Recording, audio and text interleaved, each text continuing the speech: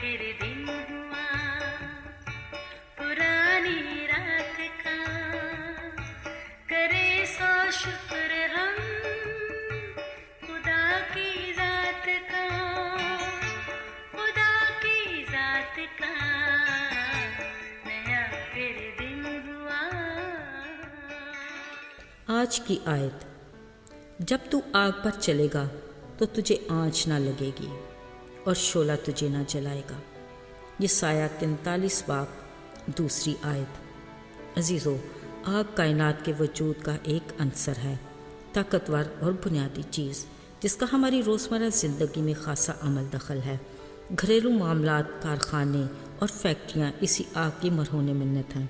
आग सच में बड़ी ही खौफनाक चीज़ है। कहीं लग जाए तो अपनी ज़द में आने वाली हर शय को राख बनाकर रख देती है।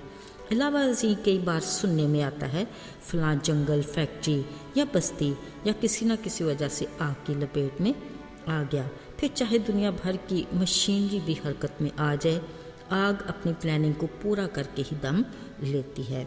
खैर, ऐसे वाक़यात खौफनाक तो हैं, मगर इनका वकूअ पज़ीर होना कुछ अचंभे की बात नहीं, मगर एहतियात ज़रूरी है।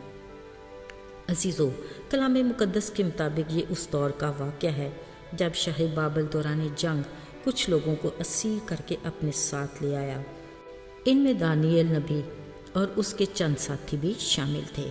अगरचे इस बुत परस्त मुल्क में आकर उन्हें कई आजमाइशों और सख्त तजर्बात से गुजरना पड़ा, मगर हर बात ये साबित हुआ कि उनका खुदा अपने वादे के मुताबिक उनके साथ है।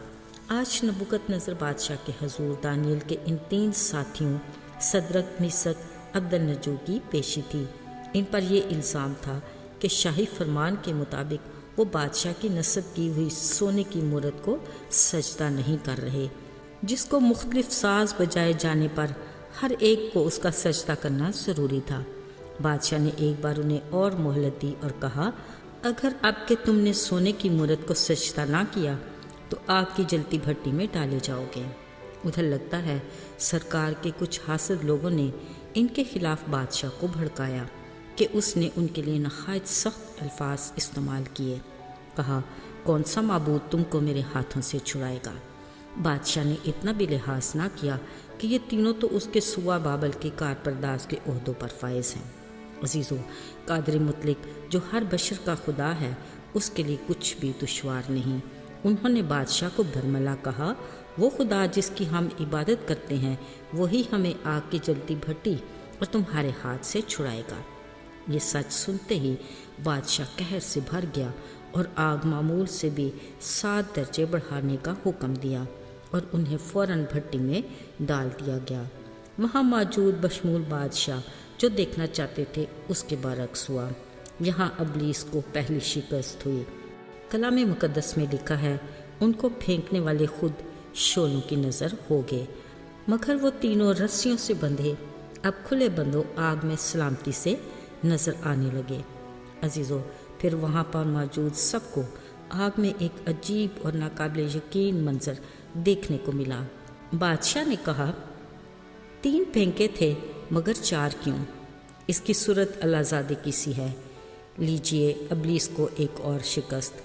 खुदा ने बुत परस्त नबूकदनेस्सर बादशाह को अपनी कुदरत का ऐसा जलवा दिखाया कि वो खुद आग की भट्टी के दरवाजे के सामने जा खड़ा हुआ और उनको खुदा ताला के बंदों कहकर भट्टी से बाहर बुलाया।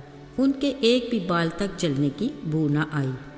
उसी पल बादशाह ने उनके खुदा को मुबारक कहा, जिसने अपने फरिश्ते को भेजकर उनको बचाया और फरमान जारी किया कि जो उनके खुदा के हक़ में नामुनासिब अल्फाज कहे वो टुकड़े टुकड़े किया जाए और घर मज़बला बना दिए जाएं, और इकरार किया कि इनके खुदा के सिवा कोई और माबूद नहीं जो इस तरह बचा सके। अजीज़ों, मुबारक है वो जो हर रोज़ हमारा बोझ उठाता है। साथियों, कलाम मुक़द्दस खुदा के अजीब कामों और मौजज़ात से भरी पड़ी है। अपने नाम को जलाल और अपने हक़ में उसका क्या फ़ैसला होगा, ये उसके इख्तियार को ज़ाहिर करता है। कई बार खुदा के लोगों ने दुख उठाए, तकलीफ़ें बर्दाश्त की, अपनी जानों का नसराना दिया। ये नहीं कि वो अपने लोगों को बचा नहीं सकता, बल्कि जैसा वो चाहता है वैसा ही होने देता है। تاکہ بہت سارے لوگ اس گواہی سے بچائے جائیں۔ اس کا ہمارے لیے ایک اور خوبصورت وعدہ ہے کہ جان دینے تک وفادار رہ تو میں تجھے زندگی کا تاج دوں گا۔ آئیے دعا کریں۔ اے ہمارے قادر مطلق آسمانی باپ، ہم تیرے سارے اختیار اور قدرت کے لیے تیرے شکر گزار ہیں۔ بے شک اس دنیا میں ہم بہت ساری مشکلات کی تپش سے گزرتے ہیں، مگر ہماری تسلی تیرے اس وعدے کے باعث قائم رہتی ہے کہ تو ہمیشہ ہمارے ساتھ ہے۔